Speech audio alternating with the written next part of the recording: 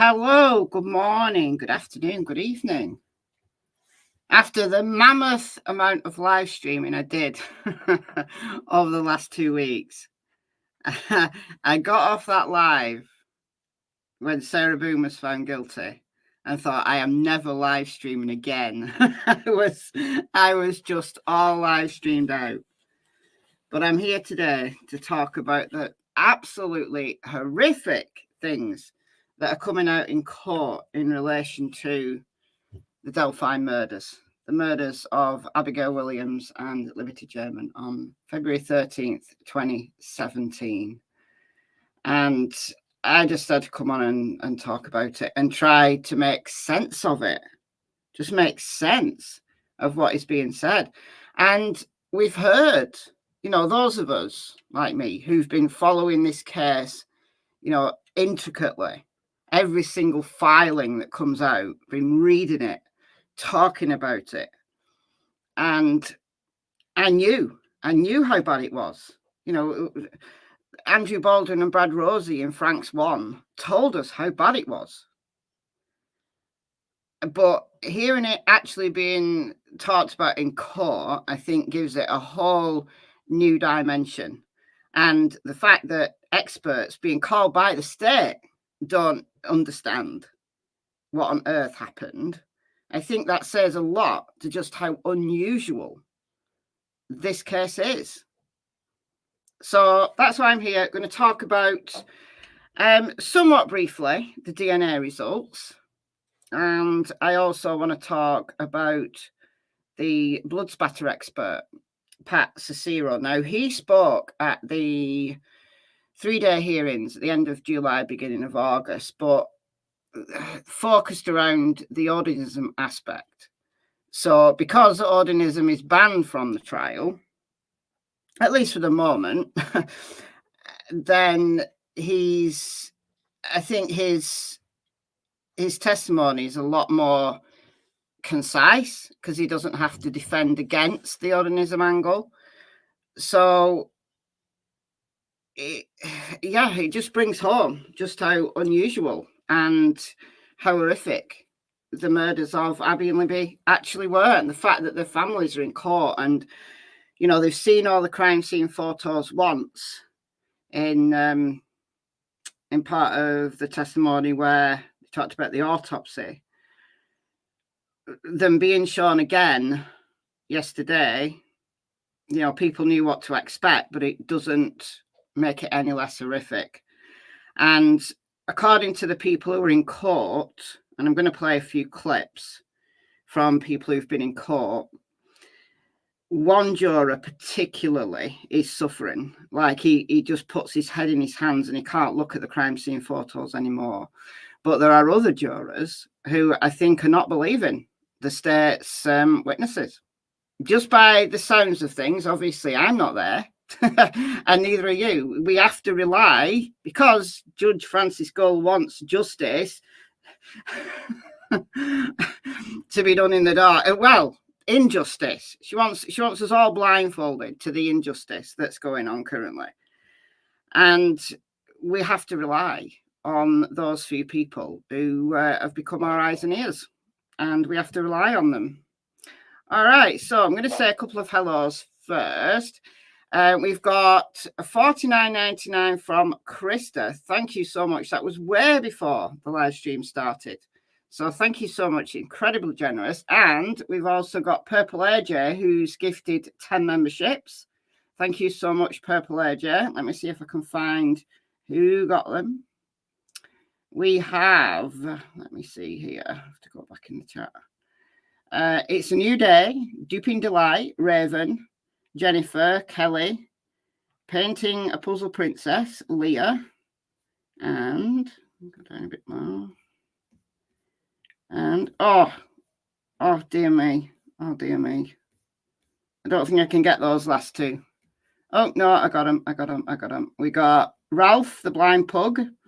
We've got Madam Butterfly. So thank you. So welcome, you 10. You get a monthly membership courtesy of the superstar that is Purple AJ. We've also got another super chat come in. Just one second. Whoa. We got... Thank you so much. Thank you, Quinn May. Thank you for the $10. That's very kind of you. All right, let's say a couple of hellos. We got a lot of green jackets in the chat here. A lot of them. All right, let me get myself situated here. Right, I'm going to right the way to the top of the chat. Say hello to the people who have been here since before the live stream started. So we got Down Under with Love. Hello, hello. Good evening to you. We've got ACV, Share Bear, Koala. And we've got Angie Baby. Hello, hello. Pooh Bear. Hello. We got Punky Duck from Cape Town. Vegan Brit originally from London. Whoa. Not that I like London. London's probably one of my least favourite cities. Assuming you mean London, UK, not London, Canada. Hello, Kimberly, Nicola. Peaceful Warrior. Watch Bob M now diving back into more Odinism research. Yeah, it's insane. It's absolutely baffling. Baffling. Hello, Vicky from Texas. And Alpha. And we've got Broken Goth Doll. I'm down at the bottom of the chat now. All right. Let's get going. So, as I said, I'm going to play a few clips. So the first is from this news channel, WTRN. Is it? Yeah, WTRN. No, WTH. No, I can't even speak. WTHR. All right, let me get my letters right. So I'm going to play this just to set the scene. So I'm not going to play all of it, just a couple of minutes of it. So what happened yesterday in court? So it was day 9 yesterday, because they're doing Saturdays, but they're only doing half a day on Saturday, because on Saturday afternoons the jury get to do an activity. Woohoo! Can you imagine? Well, I don't know what activities they get to do. And then on Sundays, they get to have family time. So the families can come and see them. It's bizarre. Under the careful supervision of Judge Gould's deputies. These jurors are sequestered, and they're sequestered good. They're not allowed their phones in their hotel rooms. They're only allowed to make calls. Right, they're giving their phones back to them at some points in the evenings, and they're allowed to make calls. So we can't say that any of this jury has been nobbled. They've had no outside influences whatsoever. So whatever the jury comes out with at the end, whatever verdict they give, it is truly what has come out in court. Truly. Not been nobbled. They've not been swayed by the outside publicity. They have been very, very carefully watched. So unless anybody snuck in a burner phone and is secretly having a look at the internet at night, I don't know. I don't know whether all their property was searched before they went in. I have no idea. But this jury, they apparently, according to reports from, the court, there's the one man who puts his head in his hands. He can't bear to look at the crime scene images that are on the screen. So he's obviously very emotional.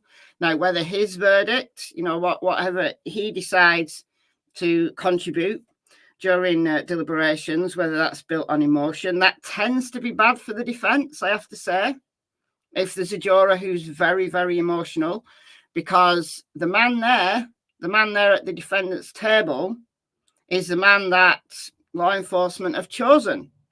He's the man that was arrested. He's the man that's been incarcerated. He's the man that's on trial. So a very emotional juror I always worry about, because, especially in this case where I actually believe Richard Allen is factually innocent. It's taken a long time to get there, but I do believe Richard Allen is factually innocent. So the fact that we've got a very emotional juror is bad for the defence. However, others, apparently, according to people who are in court, who've been reporting on a nightly basis back to YouTube, is that there's a few jurors who are rolling their eyes at certain times during the testimony. And that's not good because this is the state's case in chief. So that's not good for the state. And also we have clearly some very intelligent jurors. Yesterday during the DNA testimony, they had 8 questions, 8 juror questions. Now, I don't know them word for word, but 8 juror questions about DNA and the DNA testing that was clearly written by someone or someone's, there might be more than one person on the jury, who is very up to speed on DNA. So I think that's a good thing. I think that's a good thing for the defense.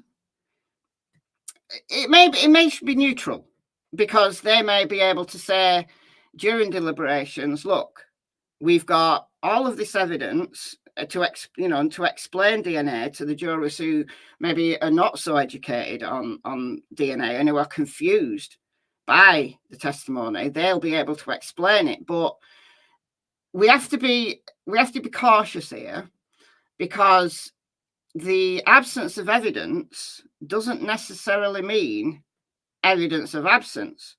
Because even though Richard Allen's DNA is nowhere in that crime scene, there's no one else's DNA either.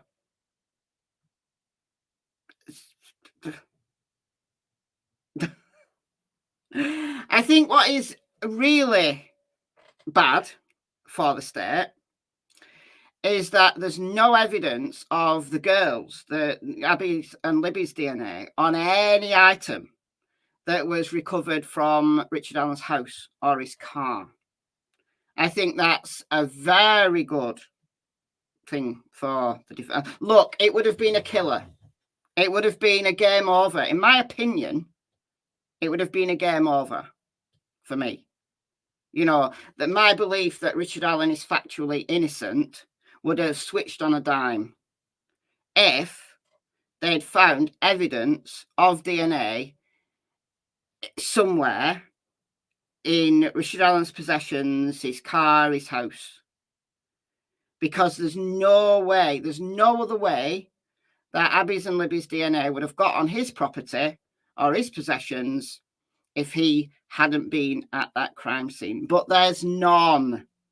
There's none. So things like his jacket, you know, the blue Carhartt jacket that they seized because it looks like the one that Bridge Guy wore. His boots, they took his boots in. Now, a jacket's easy to get rid of DNA on. Very easy. Very easy. Because you just wash it a few times. And laundry detergent, it degrades DNA, and wash it 2 or 3 times on a hot wash and all the DNA is gone. Wash it once on a hot wash and all the DNA is gone, honestly. But wash it 2 or 3 times just in case. What about the upcoming email? I'm going to talk about that in a minute. So, boots, however, are a little bit more difficult because you can't really put your boots in a washing machine. You can scrub them, but boots have got little places where you might not be able to wash quite so well. His car, they took the carpets out of the bottom of his car. Now, he might have changed those, but it's still positive for the defense because it raises, if there'd been evidence, any evidence, that would have been game over. Right? Anything from Abby and Libby, that would have been game over. But the fact that there isn't any DNA could mean that Richard Allen absolutely was not there. He was not at that crime scene. Or it could mean that after 5.5 years, all the evidence is gone. But whichever it is, it's bad for the state. Whichever it is, it's bad for the state. So, all right. So we're going to talk about the DNA a little bit. Now, I did a short video. It was only like 6.5 minutes yesterday when at Wish TV, I think WTHR do one as well, but I've been following the Wish TV pool notes. So after every session, they update. They update the blog, live blog. So it was the second session of the morning that I read into the record of my channel. And it was about the DNA testing done on items of clothing. Now, the notes from the 9 a.m. session, so the first session of the morning, weren't up on Wish TV. However, I did know about them because other reporters who've been in the courtroom were talking about it on Twitter. So I know about the essay kits, and that's what I'm going to talk about specifically because I think there's been a lot of confusion, and I think I can alleviate a little bit of that. About was there seminal fluid in the DNA in the essay kits? What actually did they find in those essay kits? So that's what I'm talking about. I'm going to put my trigger warning on because I know it's bad. I know it's bad. It's bad. It's bad. The second thing I want to talk about is Pat Cicero's testimony about the blood spatter, and I want to specifically focus on where the blood was. That has confused the hell out of me. I have to tell you, it's confused me loads. It's confused me loads. And it's confused the blood spatter expert. Now, bear in mind that this blood spatter expert was only employed by the state. He's actually a sheriff in another county. He was only employed by the state in February of this year. Make that make sense? The fact that the scene was so bloody, these two girls had their throats slit. The fact that this scene was so bloody, it beggars belief that the state waited 7 years to employ a blood spatter expert. How is that even possible? It was only when they knew that the defense were, claiming Odinism, and the defense were going to bring blood spatter experts in and Odinism experts and stuff, that they decided to get their own blood spatter expert. I find that absolutely incredibly incompetent. I have no words to describe how utterly ridiculous and negligent that was. And I'm sure that that is not lost on this very intelligent jury. I bet they're going back to the hotel at night and just shaking their heads, just like, what on earth was this investigation of these two little girls? It took them 5.5 years to arrest someone, and arguably they've got the wrong man. But go the ways back to the beginning of the investigation, and the things that should have been collected, the things that should have been investigated right there at ground zero just weren't. And one of those things was blood spatter. So it's insane. Thank you so much. Thank you. Very kind of you. Phantom, what does that say? Phantom 67. Thank you so much for the 20 Canadian dollars. You are so kind. So kind. What on earth must the families be thinking? I know. Imagine, they must realize just how bad this investigation was. They must realize.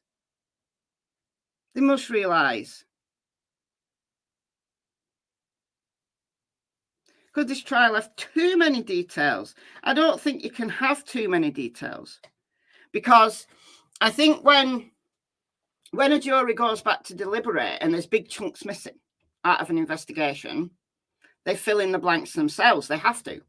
And that's bad. That's bad for both sides. So the fact that this crime is so oh, sorry, there's someone at my door. I bet you any money it's Amazon. Please hold. I can't even find my please hold thing. All right, there it is.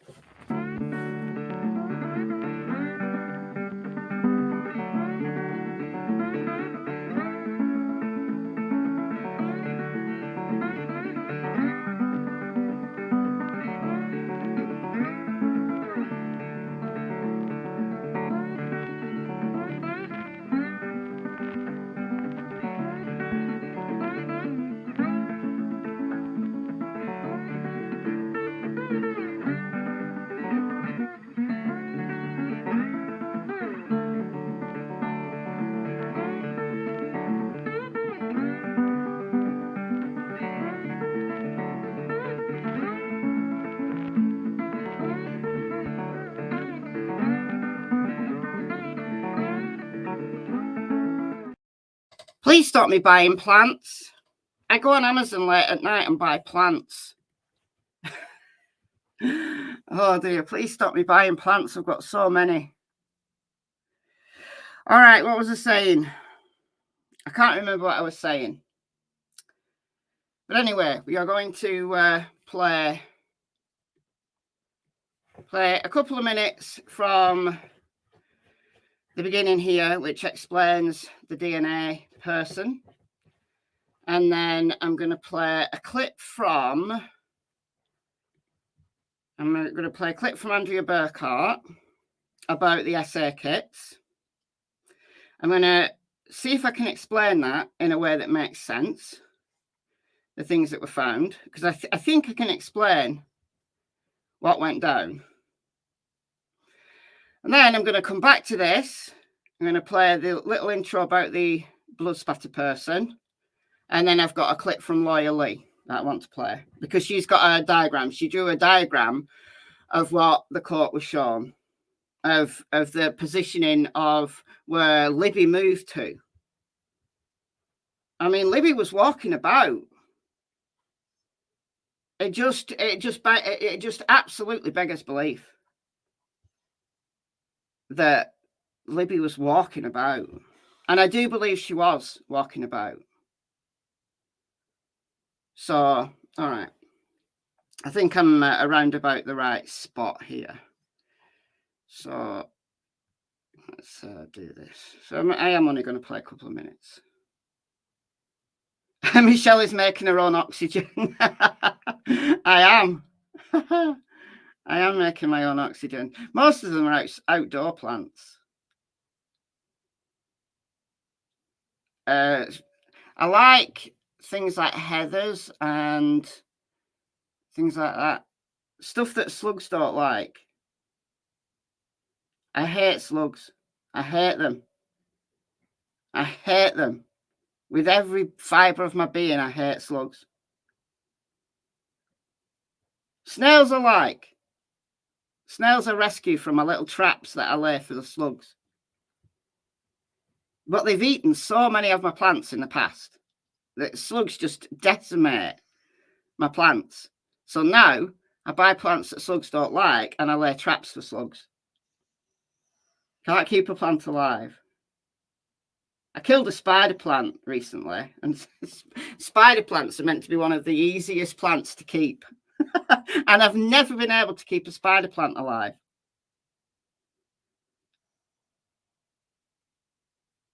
But I don't know why. They're my nemesis. Do I like salamanders? Yeah. I don't have a problem with salamanders. We don't have salamanders here. Yeah, slugs are dangerous for dogs and snails because some of them carry lungworm.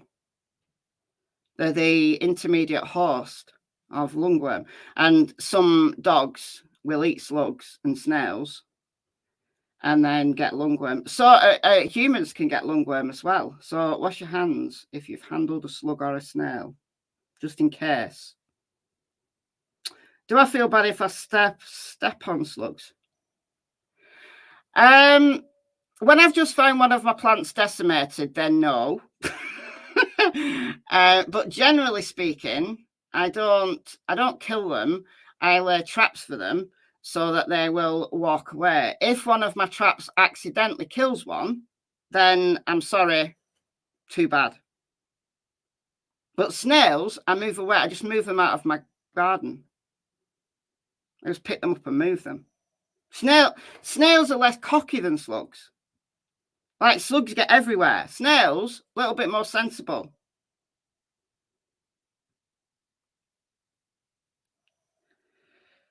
Do I have any thoughts on who did this? Yes, I do. But none of us can prove it.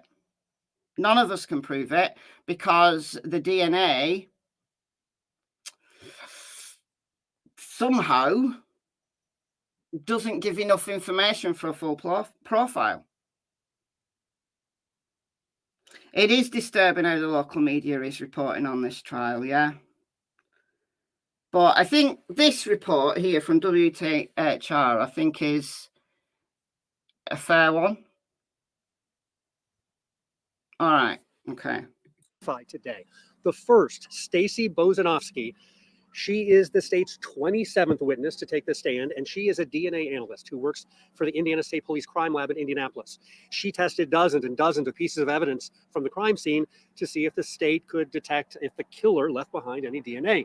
And the second witness, Pat Cicero. He is a major with the LaPorte County Sheriff's Department, and he's a longtime crime scene reconstructionist. His specialty is as a blood pattern stain analyst, and he testified about the huge amount of blood at the crime scene and how he thinks it got there. We'll begin with the DNA testimony. All right, so again, Pat Cicero, why on earth was someone like him not brought in the first week? Because looking at a crime scene from photographs is not the same as actually visiting the crime scene. It's not. And going back to what was the crime scene nearly 8 years later, you know, presumably he has been to the where it happened. I don't know if he has or not, but isn't the same. It isn't the same. So anyway, let's listen to this little bit on the DNA here. Bozanovsky, she is the lady on the right side of the video you're seeing. She told the jury she tested clothing from Abby and Libby found at the murder scene, skin cells from under their fingernails, blood found on their bodies and on the ground and from nearby tree. The big conclusions from the state's DNA expert, Richard Allen's DNA was not found anywhere at the crime scene, including on the cartridge that the prosecutor claims came from one of Allen's guns. And the other big... So the cartridge is interesting. So the unspent round, because the gun person, can't remember the name. I can't remember her name. It's only like a couple of days ago. Anyway, she said that unspent round had been cycled 3 times through a weapon. So that doesn't mean at the crime scene. It doesn't mean to say that he put it in and then ejected it, put it in again, ejected it, put it in again and ejected it. No, doesn't mean that. But it means that sometime in the past, she believed that it had been cycled through a weapon 3 times based on the markings of it. So, yeah, exactly. It has to be handled to put in the magazine. Exactly. Exactly. So why is there no DNA on it?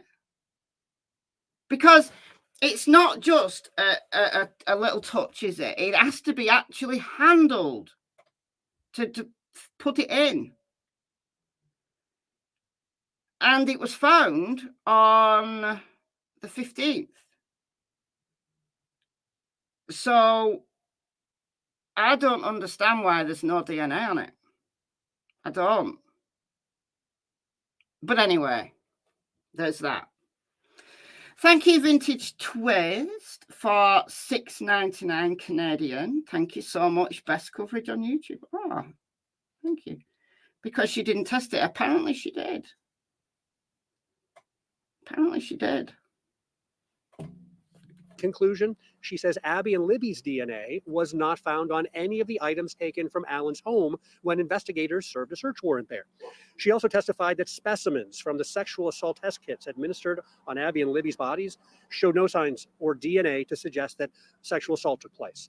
Bozanovsky said there was some male DNA found in evidence from the crime scene, but she said that's not unusual to find in the environment naturally or on clothes washed in a family's washing machine, for example. She said the only definitive male whose DNA was found at the scene belonged to someone who works in the state crime lab. Again, nothing from Richard Allen. That I find that to be actually pretty concerning. Not that I think that someone from the crime lab did anything, but we do have to think that it may not necessarily have been someone from the lab, because apparently the DNA person here has female assistants. So when they say lab staff, it could actually be someone from law enforcement. So during the transportation, so during the collection and transportation, somehow someone's DNA got on items from that crime scene, which I find pretty negligent. Pretty negligent. Now, they're not going to reveal the name. So what happened was they found this male DNA profile. They put it in CODIS, and it came up with a member of staff. And a member for 10 months. You're not too late. You're not too late. So somebody was walking about that crime scene or transporting evidence or doing something without gloves, without protective stuff on, which I just find negligent. Now, that's the only full profile of DNA they found. And apparently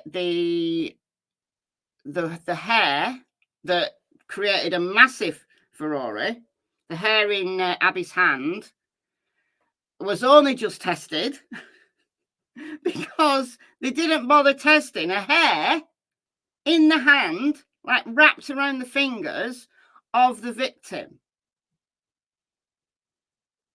Apparently that came from Kelsey German, Libby's sister. So was it on the hoodie that Abby died in? Or what? So the fact that they literally only just got that result in, again, is just insane. Just so bad. So bad. Yeah, Jesse Snyder. I did a video about him a while ago.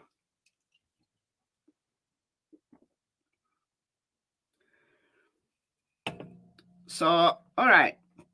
So I'm now going to move over to Andrea. Now, she has got some incredibly detailed notes. Incredibly detailed. I mean, look, I don't know, you can sit all day and concentrate and be so, like, the attention to detail is astonishing. Like, her lives are really long because she literally goes through everything. Like, this is 4.5 hours. And she's been doing that, like, on the nightly. But they are so detailed. Yeah, she's very smart. Yeah. Very smart. She is doing an amazing job. Yeah. And DNA seems to be one of her fortes because she went into such detail about the DNA and appeared to understand it. Now, she is an attorney. I believe she's worked in defense. So presumably when she was practicing, I don't know if she still practices or if she's retired or does something else now. I'm not really sure. But I would have expected her, you know, when she was defending people, to have been really up on the DNA, to be able to, you know, cross-examine people and really understand that DNA. All right, so this is about the essay kits and what was actually found in the essay kits, because I haven't watched too many people talking about this. I've actually only had the time to watch the people who are actually in court. I haven't watched anybody else's commentary in the last 24 hours on this DNA stuff. I just haven't had the time because, like, this is 4.5 hours and there's parts of it that I've listened to twice. So I will go back and listen to, you know, some other people's commentary on it because I'm interested. But I just haven't had the time to do so. But I can imagine, and I've had some comments about it to the little video that I put out yesterday about the essay kit. So I do know that there are people talking about it and there are people worried about it. Emma Daisy has gifted 10 memberships. Thank you so much. Right, let's see who's got them. Let's have a look. We've got Cambry, Julie, Boy Mama, YEP. Yep. Yep. Yaya.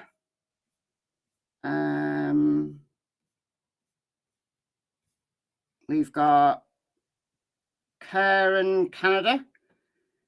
We've got Amanda. Oh, an advert's just come up.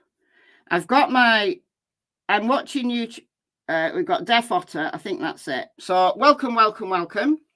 You get a monthly membership courtesy of Emma Daisy. Thank you. So I've got YouTube on my other computer and I signed out of MichelleAfterDark because there were people like complaining about the amount of adverts that it was putting on last week in the live streams. So I decided to sign out and log into an account that doesn't have premium on it because I never see adverts. Never see adverts because I have premium. So I decided to sign out and sign in and watch it like out the corner of my eye to see how many adverts it put on. And it's just put one on now. So that's the first one, I think. So I don't think they're happening too frequently, but I just wanted to see just how many YouTube puts on. Anyhow, all right. So this is about the essay kit. So there is a little trigger warning here. We know that, you know, this is horrible. But this is talking about essay. You know, the whole thing's horrible. This is about essay, and I know that can be triggering for a lot of people, especially when you're talking about someone where potential seminal fluid could have been found. But I think can explain it. All right, here. To look for the body fluids, they start by doing a presumptive test. Sometimes it's chemical, sometimes it's a visual alternative light source type of testing. And then they follow up on that with, if it's a presumptive positive, they can follow up with a confirmatory test. It's typically specific to the type of body fluid that they suspect. The DNA analysis, she describes this process: extraction, when you break open the cell to get the cellular material, to quantification. This is the stage where they evaluate how much DNA is present, and at this stage, they can also evaluate how much of it is male. This is important because this was a screening that was conducted on some parts of the testing here, but not all of it. If there is enough DNA present to allow them to move forward with confidence that they can get a valid result, then they use amplification. This is a process called polymerase chain reaction, PCR for short. And that just basically creates millions of copies of the DNA that they've been able to isolate, and it makes it more visible for them to be able to analyze. They use this process called capillary electrophoresis that kind of sorts the genetic pieces by size, and then that creates a visual that allows them to go in and do their analysis, basically based on a visual depiction of what alleles are there, how many, and the combinations and so forth. All right, so that's just a little introduction into what they do if they find DNA. So if there's enough DNA, then they can do a process to replicate it millions of times. And then they take the best bits to analyze and hopefully get a profile from that they can add to a database like CODIS. Okay. So that's just a little bit of introduction into this. So she's going to go on to the essay kits in a second. So gave us some kind of vocabulary. She used gene to describe a non-coding segment of DNA. All right, I'm just going to skip forward just a minute here. So a single source profile just means it's a single individual that contributed it. And you know that because you get a profile that shows no more than 2 alleles at any particular gene. One from your mom, one from your dad. At any particular loci, I mean. So one from your mom, one for your dad. If you start to get more than 2 alleles, that tells you there's more than one person involved here. So that's how they identify mixed profiles, is basically identifying multiple alleles at the same loci. So she said the first step in the analysis, they analyze for biological artifacts. I'm not exactly sure what that means, but that's how she described it. And then she looked, second step is to look for how many contributors there are to this particular sample.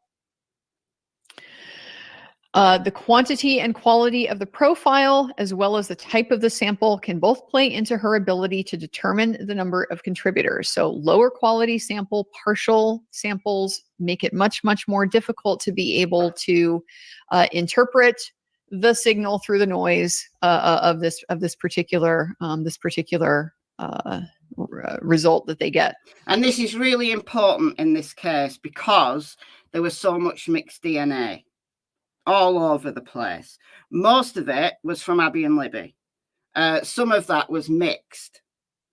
So I think one of the issues with getting DNA samples from this crime scene was the fact that it was so messy and the fact that there was so much mixed DNA, which is understandable because there's 2 people being killed in the most gruesome way at the same time, which I find absolutely incredible how one person could have done this.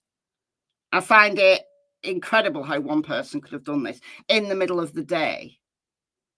Now, one person could have done this. They could.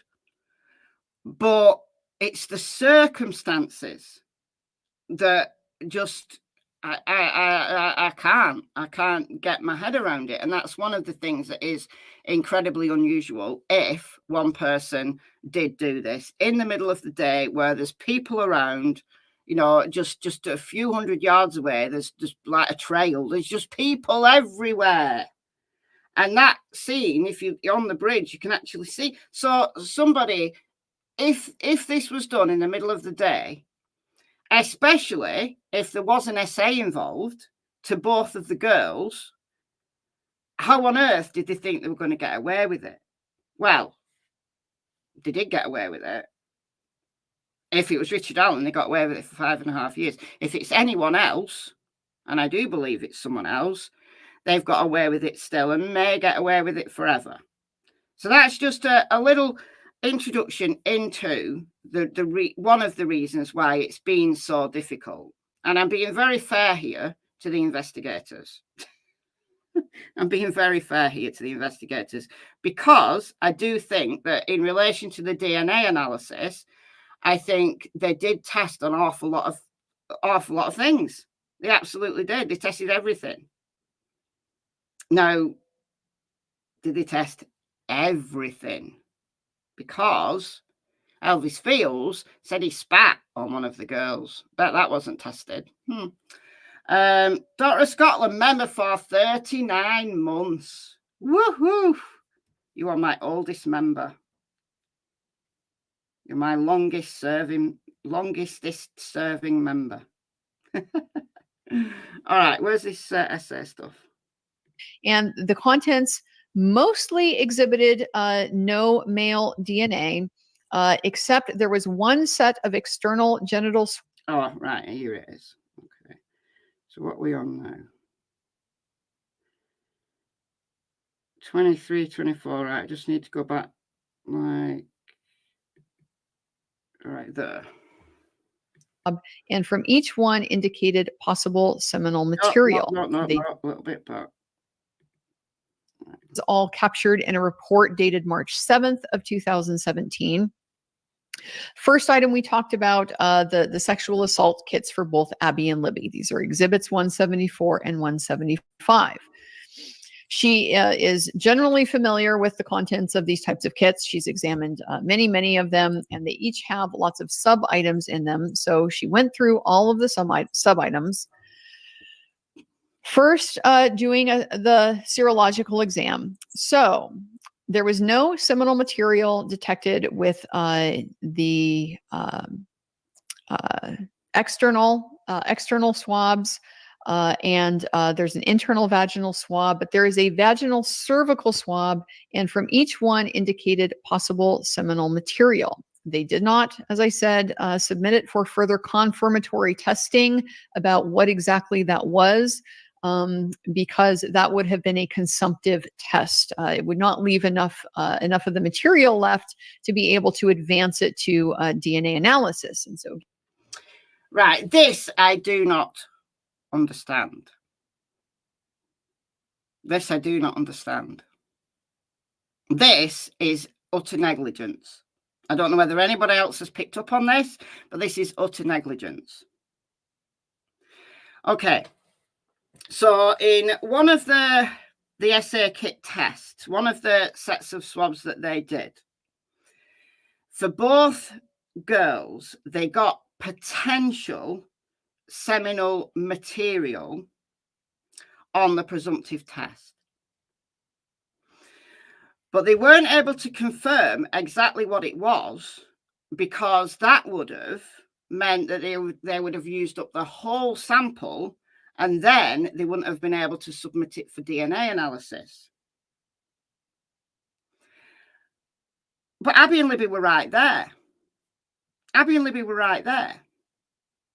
It's not like this is a piece of, you know, a tiny piece of fabric, let's just say, that was found at the crime scene, which is a finite resource because it's a tiny piece of fabric. So they have to be really careful on how they use it. But Abby and Libby were right there. So whoever did that test kit, in my opinion, was utterly negligent. Why? Why was they utterly negligent? Because they didn't use enough swabs. Because these two girls, brutally murdered, one of them found naked, right? SA was suspected. So much so that they didn't take the girls' temperatures on the scene, because they usually do rectal, and that could have disturbed any potential evidence of an SA. So they were aware right from the get-go. They said they didn't take the girls' temperatures, so they didn't know exactly when they died because they didn't do the temperatures on the scene. And understandably, if that was potentially going to disturb evidence. Right. So they get there to the autopsy, and they just take one swab from each girl for, you know, each place where they take it from. So they only have a tiny amount of material then to work with in the lab. Why? Why? Because Abby and Libby were right there. They could have taken as many swabs as they wanted. But no. So, on the presumptive test, so I'm going to just rewind it a second just to get the body part correct. I don't know. What is that? 23. And from each one indicated possible seminal material. They did not, as I said, submit it for further confirmatory testing about what exactly that was, because that would have been a consumptive test. It would not leave enough of the material left to be able to advance it to DNA analysis. And so, given the possible implications, the DNA is of the highest priority. So they submitted it then into the quantification process, and the contents mostly exhibited no male DNA. Except there was one set of external genital swabs from each and one set of fingernail scrapings from each that exhibited some male DNA. Right. Okay. So it's the external. So they had external swabs. This video is so demonetized, by the way. Right. So the external genitalia, swabs from that, and then internally swabs from that. Okay. So on the external swabs, no seminal material on the external, but there was traces of male DNA on the external and also under their fingernails. But as Angia correctly points out, based on what the DNA expert said, Stacey's, whose name I can't pronounce, she was quite right when she said that DNA can come from anywhere. So Abby and Libby, I know Abby didn't live there, but she'd stayed the night there. So you could literally sit down in a house where males live. So we know that in Libby's house was two males. There was Mike, Libby's step-grandpa, and Derek, who's Libby's dad. So there's two males living in that house. So you only need to sit down. You need to, touch stuff. And you're going to get DNA on you. You're going to get DNA on your clothing. You're going to get DNA potentially under your fingernails. Oh, and also Cody as well, yeah. So there's three males living in that house. So the fact that there was male DNA on the external swab doesn't concern me. Doesn't concern me. Because there's three males in that house. So there's Mike, Derek, and Cody. So I forgot Cody, but yes, there's three males living in that house. So Libby would have male DNA on her body just from sitting on the couch, from touching stuff. And Abby shared towels, yes. So that could have come from, let's say, for example, Derek had a shower in the morning. Let's just imagine Derek had a shower in the morning. And then Abby and Libby also had a shower and shared a towel. Shared a towel that had been previously used by Derek or Mike or Cody. So the fact that there's male DNA that wasn't enough to create a full profile on their external swabs does not concern me one little iota. None.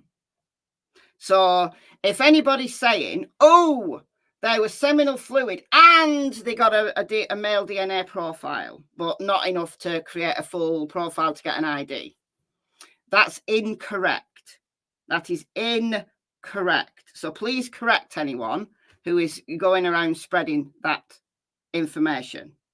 Toilet seat, yes, yes. Sharing towels is so gross. I think it is. When I have a shower, I just get a clean towel. But I share a house with my son, so I'm going to have his DNA on my body. He's going to have my DNA on his body.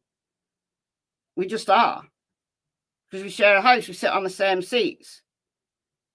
We eat from the same stuff. We do, and it's a small house, so it's not like each of us have our own areas. Yeah, you're going to have cat DNA on your body. You're going to have dog DNA on your body. It doesn't mean to say you're doing anything sexual with them. You're just living with them. All right. Kids will grab whatever. Yeah. So if, let's say, Derek or Mike had a shower and one of the girls picked up that towel and had a shower And then the other girl says, oh, I'll have a shower, and she uses the same towel. How do we know, right? But it's not a full profile. All right. So I think that's explained. That's explained because there's males living in that house.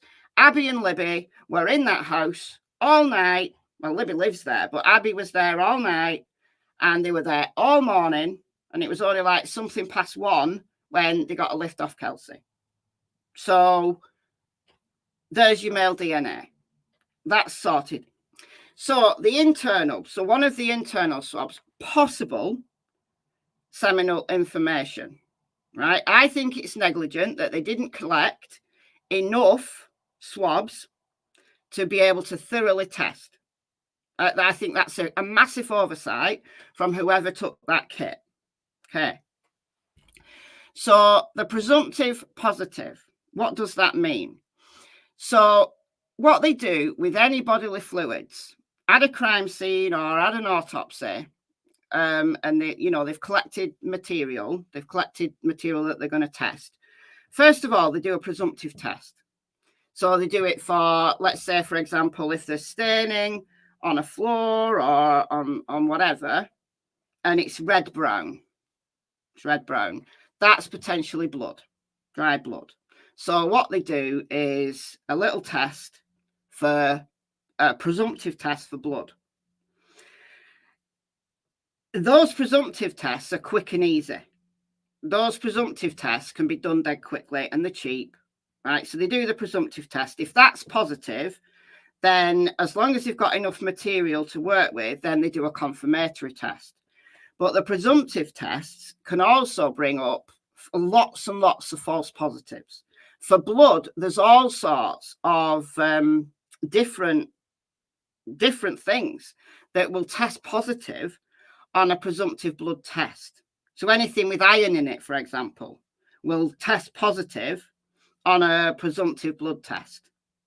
So you need the confirmatory test, which is a little bit longer, to actually confirm 100% that that is blood.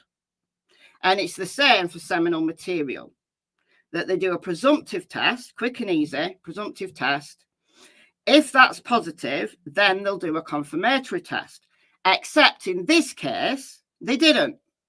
Because in this case, they knew if they did the confirmatory test, they wouldn't have enough material left, enough swabs left to do the DNA test, which I find incredible, so negligent.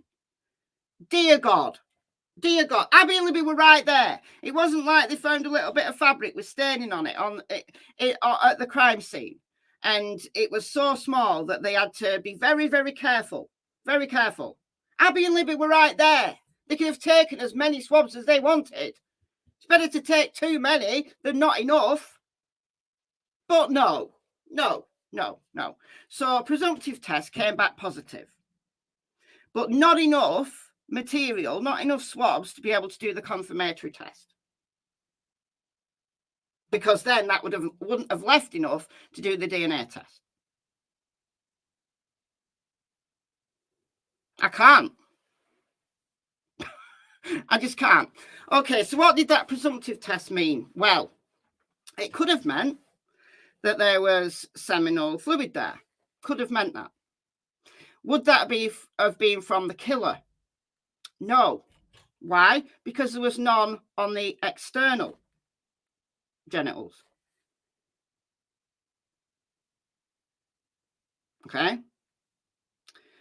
Could both of these girls have been sexually active? Yes. So they could have had a sexual encounter a few days previous, and there would still be seminal fluid of some kind, the remnants of there. All right, we're all adults. We all know how these things go, right? Thank you so much, Kindness Cake, for the $4.99 in my currency. Thank you. Exactly.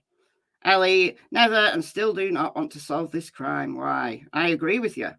It's either they don't want to solve it or they're just so incredibly incompetent at every single level. I don't know which it is. Maybe some of both. So is it possible? Look, Abby and Libby were only 13 and 14 years old. Is it possible they were sexually active? Yes. Abby had a boyfriend. I don't know about Libby. I don't know whether Abby and her boyfriend were sexually active. I have no idea. Is that possible, though? Yes. Not on their external part. So that essay, there was no essay. If that had been seminal material from a rape that happened right there, right then, I don't know how the same person could have raped two girls at the same time whilst killing them on their own in the middle of the day. I don't understand how that could be, but I guess anything's possible. All right. But there would have been seminal fluid on the external of them, surely. So if that was seminal material, that's from the days previous. If it was seminal material, and we'll never know whether it was or not because they weren't able to do confirmatory tests because they didn't collect enough swabs. All right. So that seminal fluid, if indeed it was, is still internal but not external, which means they've had a wash. So it means that it wasn't at the time, wasn't as part of this crime, in my opinion. But it may not have even been seminal fluid because there are various other things that will test positive on a presumptive seminal fluid test. Now, I don't know what test was used because there's several tests to do on blood. Right, there's more than one presumptive test that can be done on blood. There's more than one presumptive test that can be done on potential seminal fluid. Okay. So this is one of them. This is just from Google. This is actually from New York government. So there's one called an acid phosphatase test, which is a presumptive test for semen. And it's easy to do, but there are other tests, right? There's another test that's regularly done. So I didn't hear from Andrea what test was done. They may not have even said what test was done in court. All right, but that's just one of them. Now, what can fool that test? Like intentionally fool it? What will create a false positive? So it's not seminal fluid, it's something else, but it's testing positive on this test. Well, there's two very common household items that will test positive to this test. So, all right, false positives in the case of presumptive tests for semen. All right, so this is from FutureLearn. Who knew that FutureLearn would have this kind of stuff on it? So false positives in cases of presumptive tests for semen. So the acid phosphatase test, like I said, there's more than one test. So I don't know which test was done in this case. But if it was this test, because this is a common test that's done, presumptive test for the detection of semen, also known as the Walker test, or the Brentamine spot test. All right. So acid phosphatase is an enzyme found in semen, and it produces a dark purple color. So if it comes up dark purple, it's presumptive positive.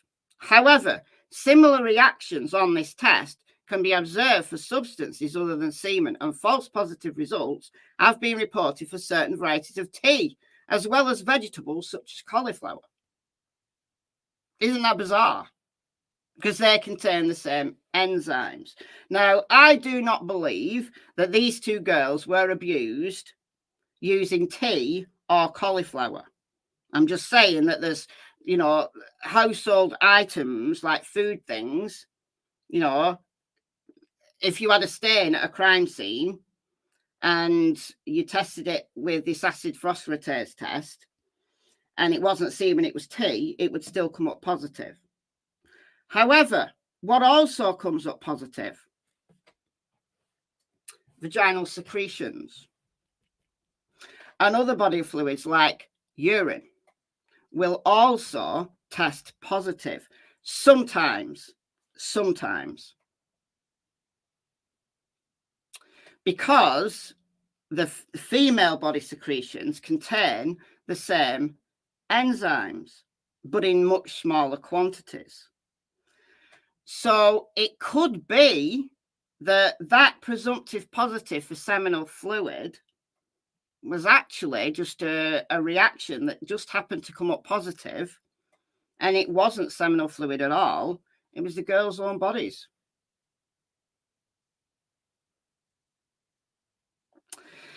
If another test was used, the prostate-specific androgen, the PSA test, presumptive test that detects the presence of this antigen that's found in semen, comes from the prostate gland.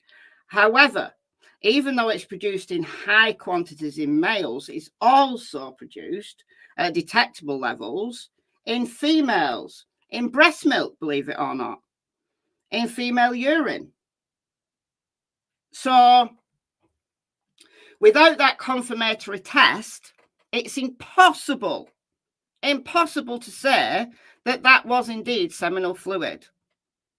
It could be just the girls' own bodies that created the false positive, or it could be something else. Without that confirmatory test, we will never know. We will never know. But I do not believe those two girls were raped at that scene. I do not believe it for the reason there was no seminal fluid detected on the external swabs, the external genitalia swabs. So that's where I'm at with that one. Now the DNA. Now I know that Andrea talked about, well, they could test for seminal fluid and that come back positive, but there still be no DNA. That's not true. That's not true, because seminal fluid will contain DNA.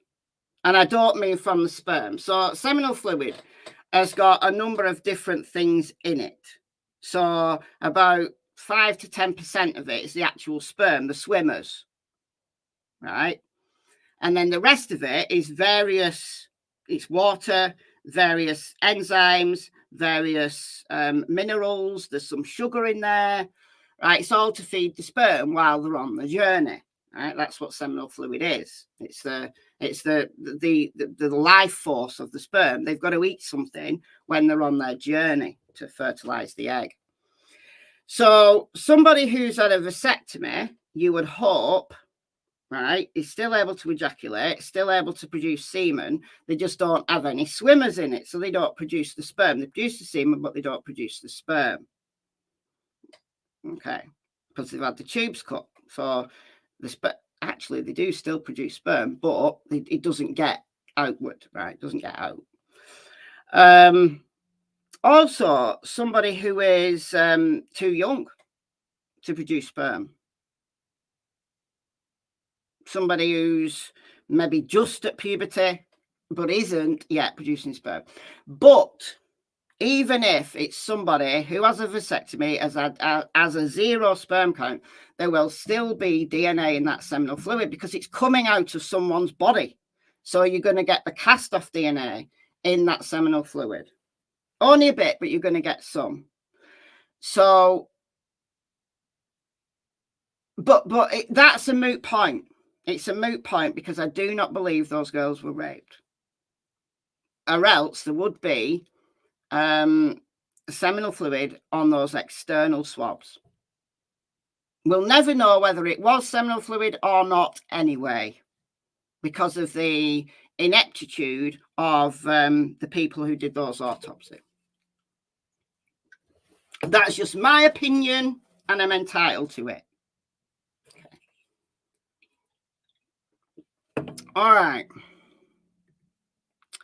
All right, moving on. So we're moving on to the blood spatter now. So we're moving away from SA for anybody who's particularly sensitive towards that. And I do understand that it's horrible. All right, so I'm going back to the WTHR, and I'm going to find the bit where we talk about blood spatter. So it's a little bit forward. Agents. Another question they asked, how do you handle chimeras? Oh, these are the jury questions for the DNA. I thought that was great. Right, where's the blood bit? The blood bit's later, I think. Look at those photos at all. In addition to that juror, though, today really struggling with that, and there's one juror who sits in seat 6 who has really struggled.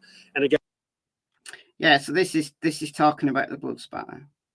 So graphic, and again, we saw those jurors, especially that one gentleman who always puts his head in his hands. He would not look at those photos at all. In addition to that juror, though, today really struggling with that, and there's one juror who sits in seat 6 who has really struggled. And again, today he had his head down and his face got bright red, and he really couldn't bring himself to look at the photos. Right. These really tight graphic pictures of Abby and Libby and their wounds. But the juror I noticed in seat 11 and in seat 12, they at one point just both looked at one another and they just shook their head. And at portions of the testimony, when these pictures were being shown, they stared off just into the distance. I saw juror 5. She looked away multiple times. These are photographs that are they're really, really disturbing. Disturbing. You can't unsee them. Basically, you cannot unsee them. So this testimony came from Major Pat Cicero out of LaPorte County. This is his 34th time testifying in a case. He told the jury he was brought into this case this past February, and he reviewed crime scene photos, autopsy photos, diagrams of the crime scene, DNA reports. He also testified that he examined Abby Williams' clothes, and he went to the crime scene this past April. His job, basically, Major Cicero's job, basically, is to put all of these things together and try and figure out exactly what happened at that crime scene. And Cicero described the area, the crime scene area that he went to this April, as a bowl, a depression, if you will, is what he said, kind of an area that goes down where their bodies were found, almost like a bowl shape. And he talked about the trees at the crime scene. That smaller tree he described as having a blood stain on it 4 feet from the base, and then a pool of blood about 2 to 3 feet north of that tree. On that tree, he talked about the stain being an upside down L, having blood spatters to the left. He called it a transfer stain, that basically a bloody object had come into contact with that tree. And we later learned that he believes that that bloody object was Libby German's hand. Then he talked about another stain on that same tree on the north side, just he said around the corner from the L stain. And that stain is 2 feet from the base, another transfer stain. And he described that as a more voluminous amount of blood. Voluminous is a word that Pat Cicero used several times today, voluminous amount of blood. He did. And Emily, I thought some of the most interesting testimony he gave today was really talking about where he thinks Abby and Libby were positioned at the times that they were attacked by the murderer. Yeah. Also, we want to talk about, he explained the process of examining this blood, how you put a chemical on it, and I couldn't pronounce it or spell it when he said it, but it turned the blood at the scene, especially on the tree, like a violet color, so that they could look at it better to try and explain what happened. And he called that upside down L stain interesting in detail. The margins were smooth, uniform, and even. So he took... Okay. So this upside down L tree is the F tree. What we who've been discussing Ordinism for the last year, the F tree. So now Pat Cicero is saying that this is not an F, it's an upside down L. So instead of it being Fairhue, which is F in the runic alphabet, he's talking about Lagousse, which is an upside down L. Anyway, he believes it's a transfer stain from Libby's hand. But yet at the same time, he's saying that the outline of it is smooth and like definite. So how can someone's hand, who is dying, who's got blood all over their hands, they're staggering about everywhere, how can they make a smooth upside down L whilst they're staggering about everywhere? How does their hand get positioned to make an upside down L? I don't understand.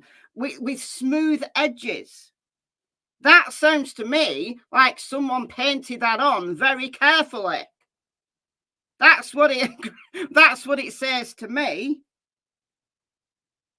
But hey, I'm not a blood spatter expert. I'm just talking common sense. When I did the experiments, I did experiments on my tree outside, right, with fake blood. You'll have seen the videos that I made if you've cared to look at them. And I tried to make an F with my fingers, and I couldn't. I couldn't make an F with my fingers. But not that look like what the F tree looked like. Okay. So even though I was trying to make an F, there was no way I could have made an upside down L with my fingers. And also, you've got to think about Libby's dying. She's staggering about. How's she making, like obviously inadvertently, how's she making a figure that is smooth edges? How is that possible? Now, let me just show you Lagoose. Lagoose rune.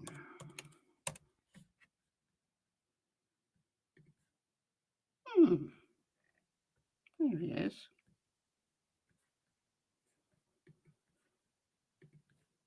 That's Lagoose.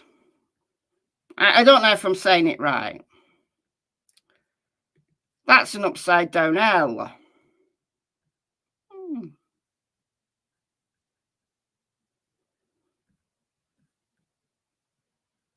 It means water. It means purification.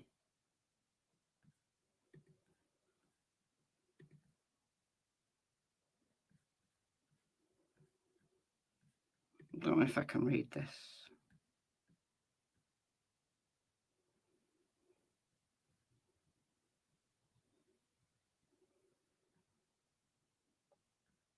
It means healing.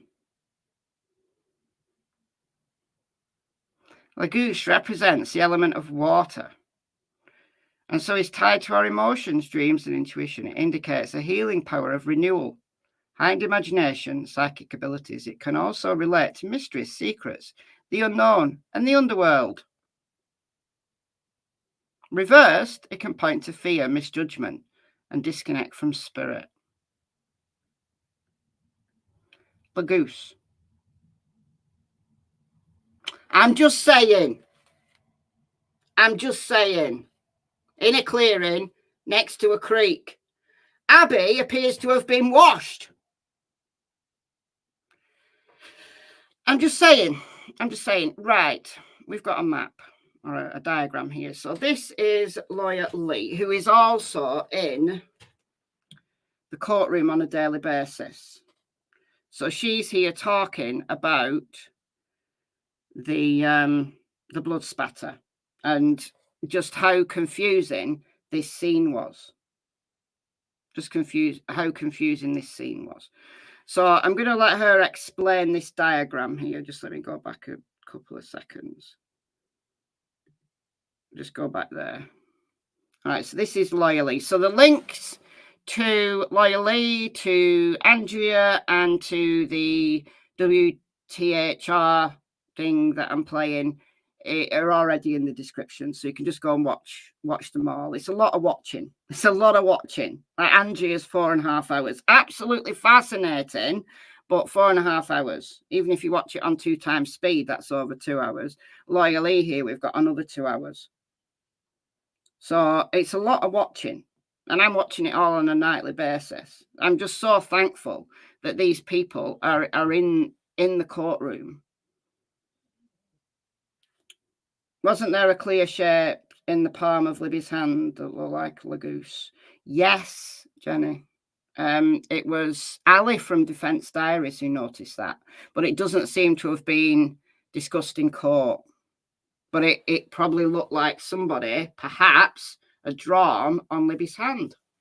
That's what it looked like to Ali. Now, I don't know. I haven't seen that photo. It's just what it looked like to Ali. All right, so this is Lawyer Lee talking about the crime scene. All right. continuing to look through here. Okay, so this is a diagram of what he believed, really bad diagram, of what he believed the scene was. All right. All right, so I'm going to take a screenshot of that. If I can. It's not going to let me zoom in.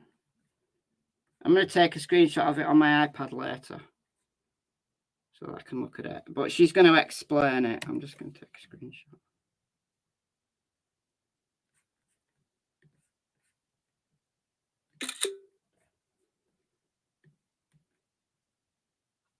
All right, just a second. Just let me try and shorten this up a little bit, if I can. It'll be better doing it on my iPad later. Just for my own personal viewing. Yeah.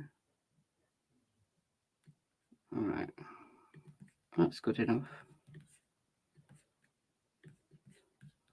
Okay, all right. Let's let Loyally explain this. Here, there's a big blood stain there. He believed she walked here where she died.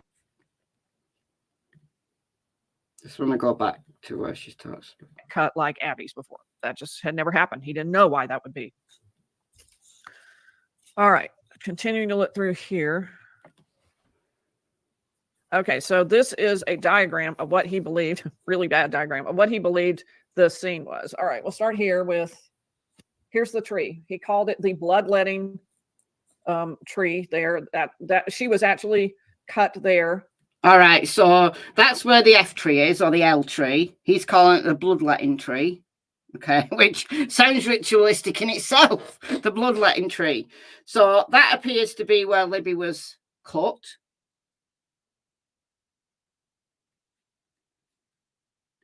And she walked over here. There's a big blood stain there. He believed she walked here where she died.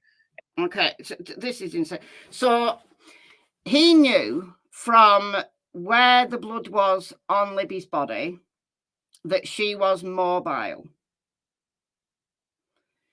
So she had blood on her feet. She had blood on her thighs. So she was cut, I think, 3 or 4 times, but like several cuts in one cut on her throat. And what position she was in when she was first cut, I don't know whether she would have been either standing or sitting, because the very fact that she was able to walk whilst having these horrendous injuries tells me that she was cut either standing or sitting, because I don't think you would have been able to get up from a lying down position. I don't think you would, given those injuries. So I think she was possibly standing, and she was able to stagger like several feet. So several feet like southeast of the F tree. And that's where she died. And that's where there was a massive pool of blood. So I think she was stumbling forward. She had her hands to her throat, which is just a natural reaction. But one of the things that he could not understand, and I think it's impossible to wrap your head around, is that the blood spatter was on her face went upwards. So it was like she had to have her head down, like, so that the blood that was pouring, it would have been spurting, because her carotid arteries had been severed. It would have been spurting out. I mean, some of that would have had an upward trajectory, presumably.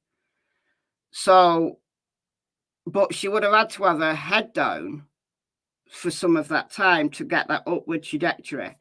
I think when she was staggering forward, she fell forward, had her head down as the blood was pouring out. I think that's how she did it. I think that's how the blood went upwards. But Pat Cicero was questioned on this as to how he thinks Libby got to where she ended up lying and being found.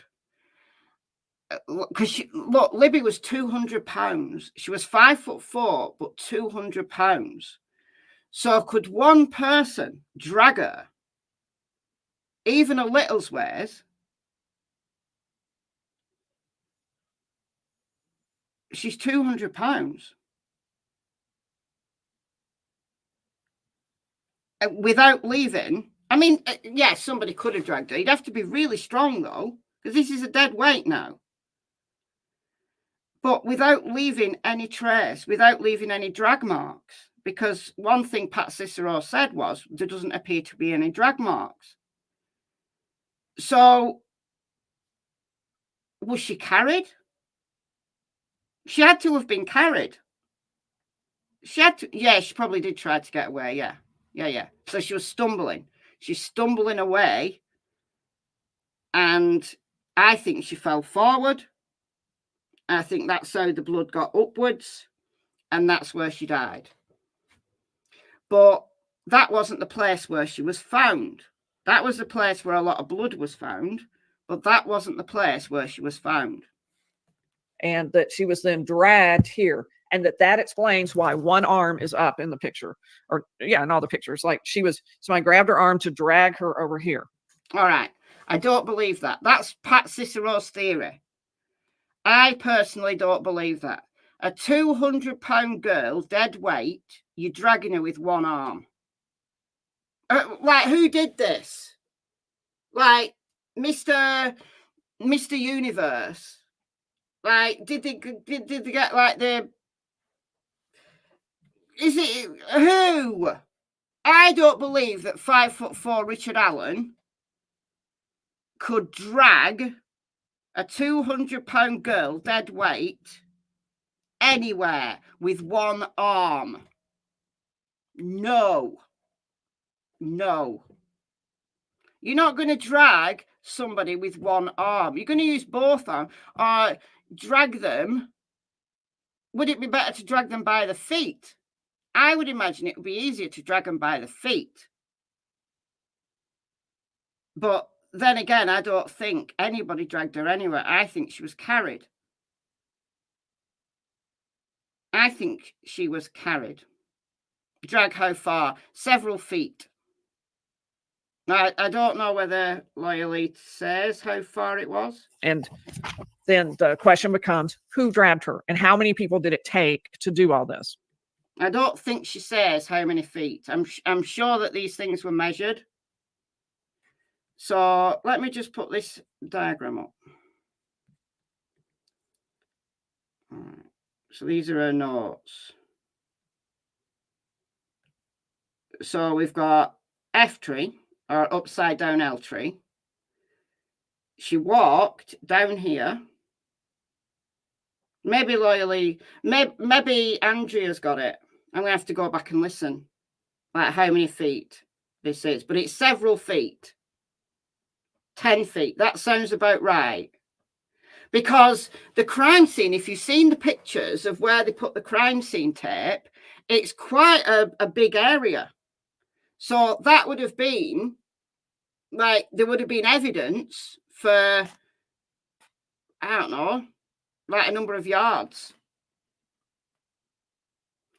So she's able to stagger here, large blood pool here. So she's trying to get away, isn't she? She's trying to get away. So blood pool here. I think she fell forward, and that's why there's blood on her thighs, and there's blood spurted upwards onto her face. So I think she fell forward, and the killer didn't want her. Just like Nick McClelland's theory. Nick McClelland's theory is utterly bizarre. So the state's theory is that this was an SA, but Richard Allen got disturbed, so killed them. Dragged 20 feet. Okay. I'm going to have to go back and listen, and I'm going to make my own little diagram of this and put the measurements in. So 20 feet is a fair way to drag a 200-pound girl on your own. No. Silently, yeah. with no drag marks. With no drag marks. No. I walk in woods nearly every day. I'm gonna actually try and drag something that weighs 200 pounds. No, I'm not. It's gonna put my back out. But drag anything along a woodland floor, you're gonna leave marks.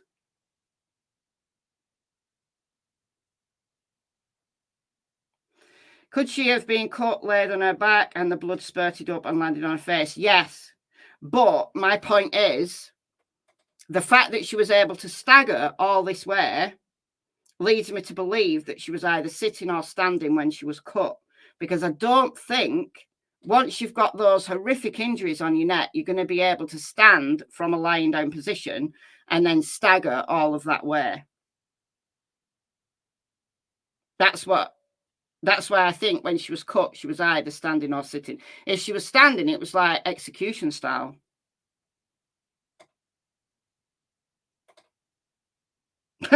World News reports strange outbreak of random people dragging each other through wooded areas whilst leaving no drag marks. Who was the target? Well, some people think Abby, some people think Libby.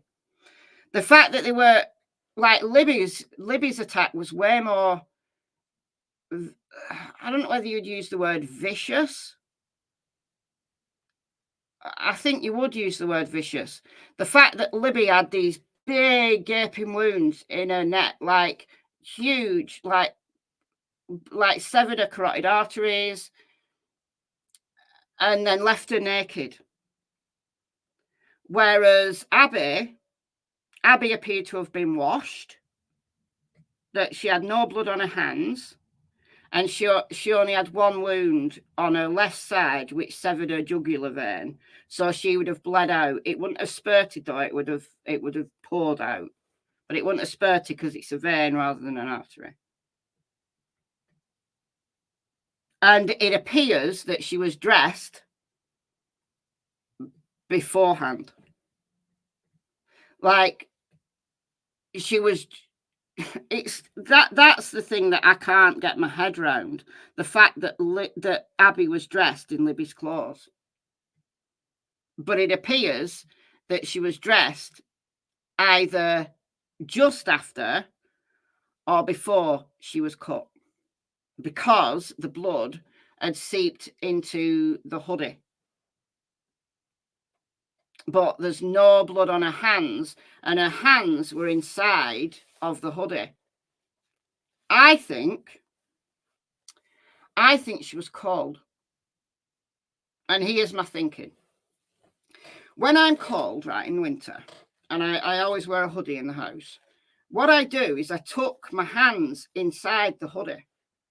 Sometimes, like if I'm out walking and I've not got a coat on and I'm cold, I'll tuck my hands inside the hoodie, and it like helps retain your body heat. And something else I do when I sleep in a hoodie, because I'm tight and I don't put my heating on, I actually tuck my chin inside the hoodie.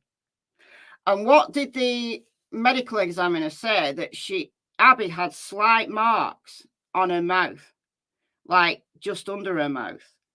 And he thought that could have been a gag, or it could have been duct tape. But there was no, I don't think it was duct tape, because duct tape leaves, when you take it off, it leaves residue. So I don't think her mouth was taped. I think she was cold. I think she tucked her head inside the hoodie and was like maybe shivering and as she was dying.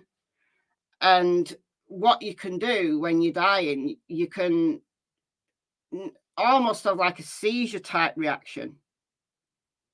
So I think the killer took pity on her. I really do. I think the killer took pity on her. It's bizarre, absolutely bizarre, that I think he put those clothes on her, or allowed her to put those clothes on, and then he killed her. And Abby didn't move.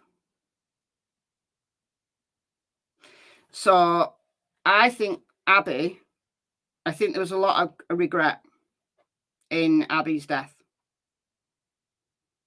I think the killer or killers took pity on her, allowed her to get dressed. Maybe the only clothes that were available were Libby's.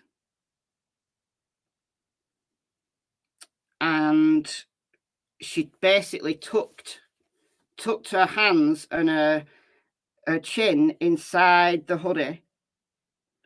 And as she was dying, I think her chin went up and the hoodie, I think she was lying on her back, her chin went up, and that's why we have the marks, very faint marks. I think she died like that, very faint marks that would have stayed there because she died there. And then I think the killer then basically kind of laid her out nicely. She had 2 bras on. I know. Now, did she wear 2 bras? I don't know. Who wears 2 bras? I don't know. So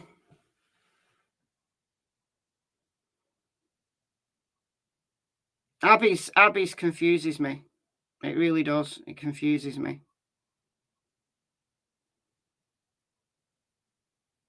But there's no way that killer or killers did that quickly. So I think the state's theory of this was an SA that was disturbed, therefore he killed them, I think that's absolute nonsense, because you'd run away. You just run away at that point. If you got disturbed, you just run. You wouldn't stay there and basically take pity on one of the victims and dress them and maybe sit with them and make sure they're comfortable as they're dying. Wash their hands. I mean, no, you don't do that. That's just bizarre.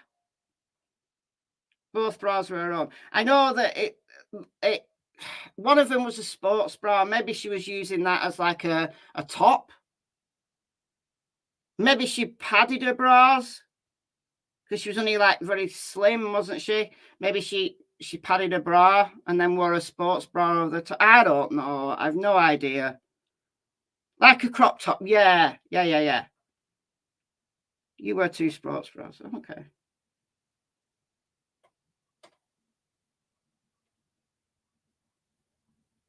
All right. Okay. So that's the crime scene. So Libby cut here at the F tree, staggers this way, dies here, and then he's dragged up here. And this is where Abby is. So Abby dies here. Abby doesn't move. And Abby's clean, apart from the hoodie soaked up the blood. And Pat Cicero said he only has a theory of what happened. Everybody only has a theory of what happened because this is so utterly bizarre. Yet, law enforcement didn't bother to investigate this crime scene, which was horrifically bloody, in any way with an expert until 7 years later. So maybe if a blood spatter expert had gone to the crime scene at the time, maybe they would have been able to make more sense of it. But as it is, we will never know. There's many aspects of this utterly diabolical, horrendous crime that we will never know because the investigation wasn't done properly, in my humble opinion. All right, last thing I want to say before I go is, take my trigger warning off, is that the state has put in a motion. I haven't seen it written, so I don't know whether this was a verbal motion or what, but I haven't actually seen it. But the upshot is they want to introduce into evidence a Google account that apparently was used by Richard Allen. So this must have been found on I think it was a tablet that was used in the house, but Kathy Allen also used it. So this Google account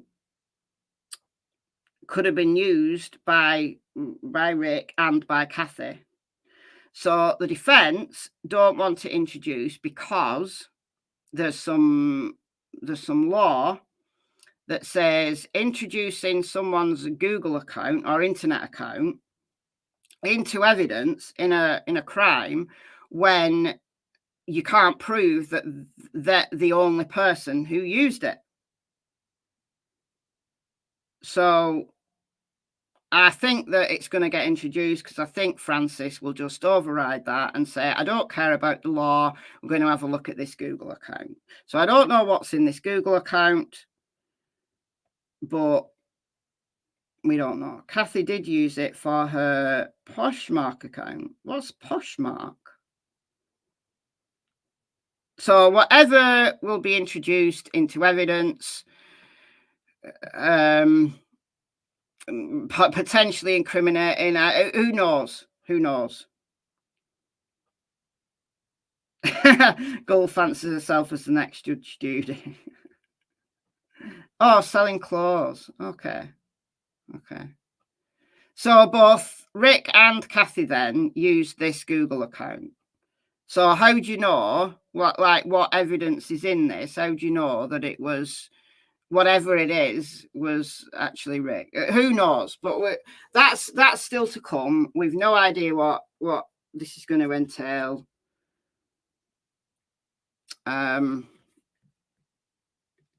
Let's have a see if there's any news on that regard while we're here.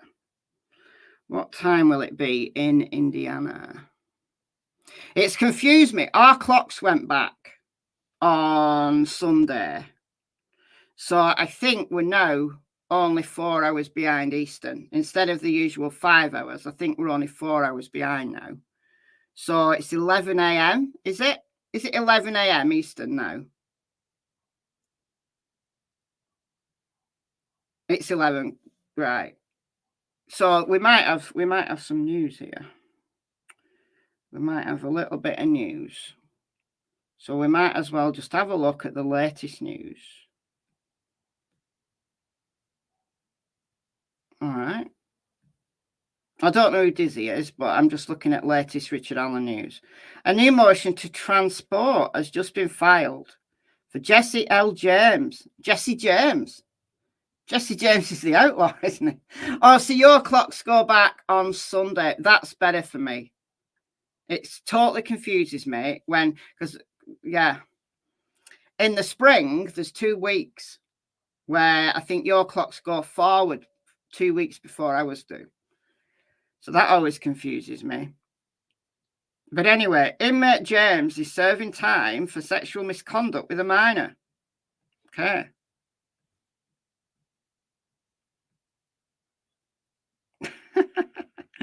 Judge Gull, the corrupt tyrant who doesn't care this is America and we have constitutional rights. He's paying it to railroad. All right, so I want some actual news. Oh, yeah, so that was denied.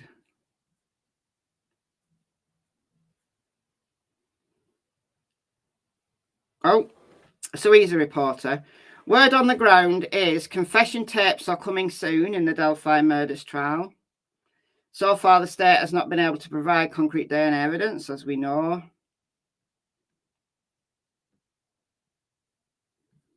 Fian says, confirmed state trooper DNA on victim. Yesterday, it was confirmed that an ISP lab employees, including possibly a state trooper DNA, was found on the pyjama sweatshirt.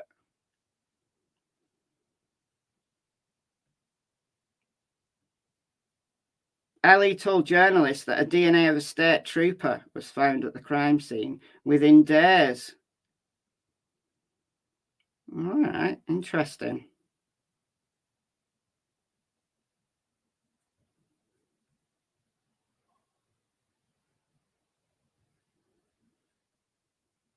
So I don't think we've got any official news at the moment about what's going on. Maybe they've not had morning break yet. Oh, look. I'm just going to have a look at Wish TV just quickly. See if they've got anything for day 10 yet.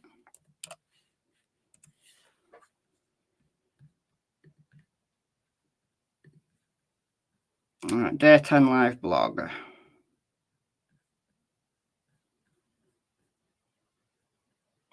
Okay, 9 a.m. court begins. All right, we do a little bit. Court begins at 9:02. Kyla Russell reports Alan is wearing a light purple button-down shirt and khaki pants. She reports he seemed to have lost even more weight. The state enters into evidence 2 video interviews with Alan from October 13th and 26th, 2022. Judge Gull tells the jury that parts are redacted as they do not pertain to the investigation. So I think this morning, potentially, they're listening to the interrogation tapes. So they may not have got out yet. They may just be playing the whole tape. So I'm going to love you and leave you at the moment.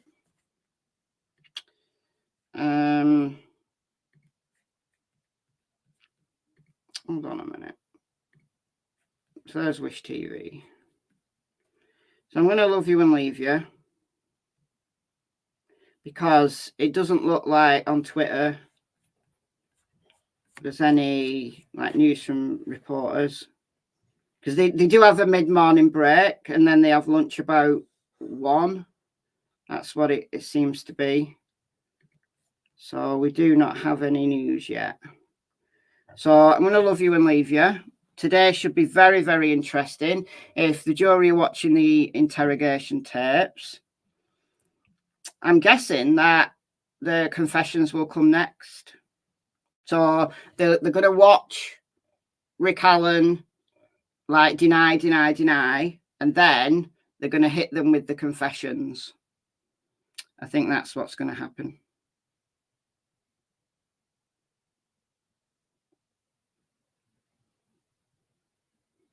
And then I think the state's case is done.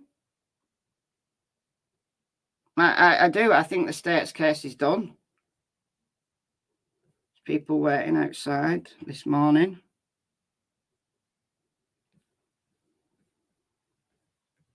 And then it'll be the defence case. What is Jesse James? He's an inmate. So he may be somebody who was one of those companions, I think they're called suicide companions, who heard Rick Allen confessing. So the fact that he's got his transport order means he's coming soon. Yeah, I do. Wish you could watch Baldwin and Rosie in action. Yeah, he confessed when they broke his mind. They absolutely did. They absolutely did. They broke him. Well, they cracked him. I don't think they broke him, though. They didn't break him, did they? Because he's still here. He's fighting back now. It's tragic. It's absolutely, completely tragic on every level. Every level. It's tragic that those 2 beautiful girls were murdered in that horrific way. It's tragic that the investigation was so poor. And it's tragic that it seems like they've had to frame someone in order to get a trial. It's everything's tragic. And how many lives have been ruined? How many lives have been ruined by this horror show? All right, I'm going to go. I'm going to go now. I'm going to go. So thank you all. Thank you all for joining me. And I don't think I'll be back later unless there's anything really, really big comes out, and then I may be. But loads of people start going live, you see, like in the evening. So I like to just listen. I like to listen and don't have to think about, going live myself or making videos. I just want to listen and take it in. It's such a travesty that this was not televised. It's such a travesty. I think Judge Gull, though, knew how this was going to go. So, all right. Thank you all. Thank you, mods. Thank you to those that donated earlier in the stream. Very generous. And welcome to all the new members. So enjoy the rest of your day, and I'll see you next time. Bye, guys.